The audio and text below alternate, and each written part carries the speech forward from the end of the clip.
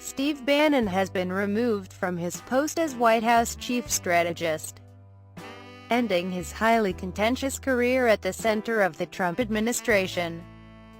A statement from the White House press secretary was sent to journalists on Friday afternoon, after multiple outlets reported Bannon was on his way out.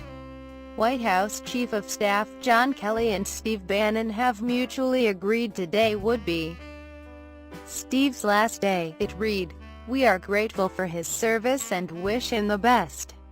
Reports on Friday had stated that Donald Trump had decided to remove his chief strategist, but that the White House was trying to work out the details. A Trump ally told The Guardian that the leaks about Bannon's fate were part of an effort to pressure the White House aide to step down. "They are trying to get him to quit," the source said. Minutes later, The Guardian learned that Bannon was out. One source told The Guardian that Bannon had officially resigned weeks ago, before the furore over Trump's remarks equating neo-Nazis and left-wing protesters in Charlottesville, Virginia. Late Friday afternoon, the Breitbart website, where Bannon had been editor before joining the White House, announced that he had already returned to the helm as executive chairman and presided over their nightly editorial meeting. An indication of what its editorial tone might become in an interview that Bannon gave to Bloomberg News on Friday afternoon. "If there's any confusion out there, let me clear it up," he said.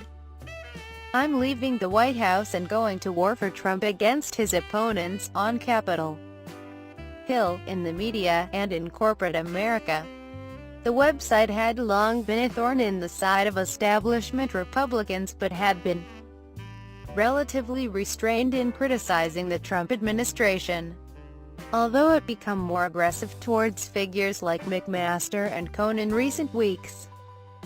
Joel Pollack, a senior editor at Breitbart, simply tweeted #war soon after Bannon's departure was announced. The removal of Bannon as Trump's chief strategist marks a remarkable rise and fall for a right-wing ideologue regarded by some as the power behind the throne.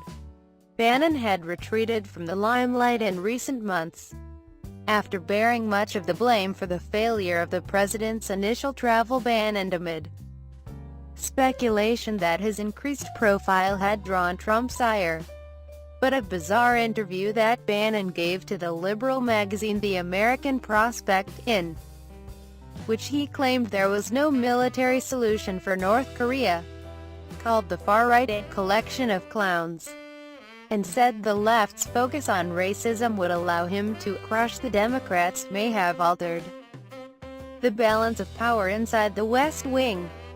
For an aide long suspected of leaking freely about rivals, Bannon's excuse that he thought the call was off the record was not helpful.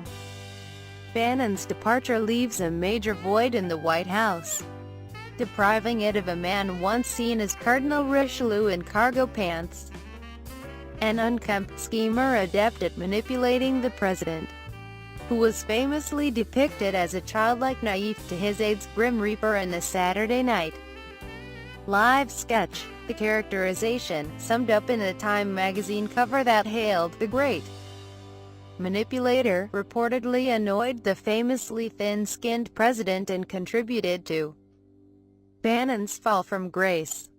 Josh Green, the author of the book Devil's Bargain about Bannon and Trump, told The Guardian, "Bannon may be the only person in the White House with clear and distinct politics of his own. His absence means more power and influence for figures such as Trump's son-in-law Jared Kushner and the National Economic Council chair, Gary Cohn, who have few, if any, ideological ties to the Republican Party and the conservative movement."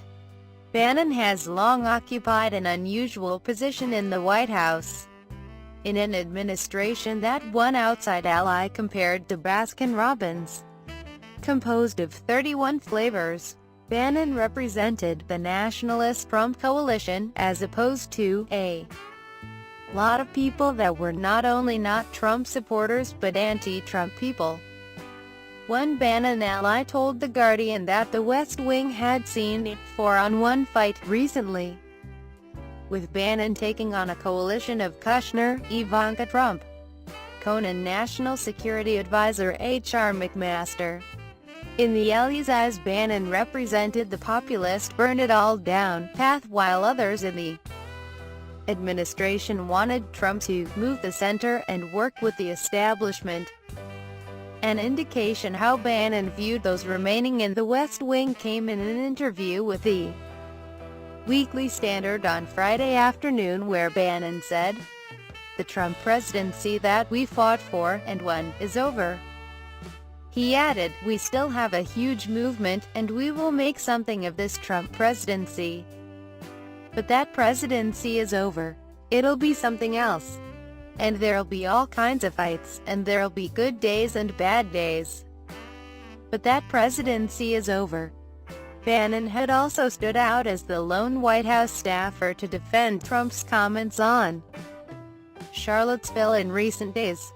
The White House aide talked on the record to the New York Times to defend the president's response earlier this week, arguing President Trump by asking, "Where does this all end?" Washington, Jefferson, Lincoln, connects with the American people about their history, culture and traditions. He gleefully added, "The race identity politics of the left wants to say it's all racist. Just give me more, tear down more statues, say the revolution is coming. I can't get enough of it." In a White House where aides have rushed to distance themselves from Trump's both sides comments, Bannon's public support was as an outlier. Although Vice President Mike Pence has also backed Trump over Charlottesville, albeit in less strident terms. However, his role as the former editor of Breitbart, which Bannon called a platform for the alt-right, made him a focal point of criticism of the administration in the recent days, and one stalwart Trump ally on Capitol Hill, Peter King of New York, had called on Bannon to resign. The president himself had offered a less than full-throated defense of Bannon earlier in the week, saying, "We'll see," when asked if the White House aide would keep his job. Trump added, referring to his election campaign, "I like Mr. Bannon. He's a friend of mine. But Mr. Bannon came on very late. I went through 17 senators, governors, and I won all the primaries. Mr. Bannon came on very much later than that."